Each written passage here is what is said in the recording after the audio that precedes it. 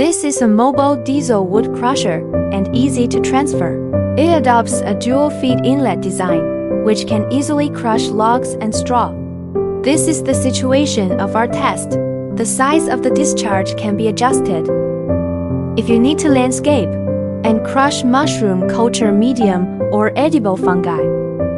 It is equipped with a 15 horsepower diesel engine with an hourly output of 1 ton. You can take a look at the discharging situation. The size of the material, which is very uniform.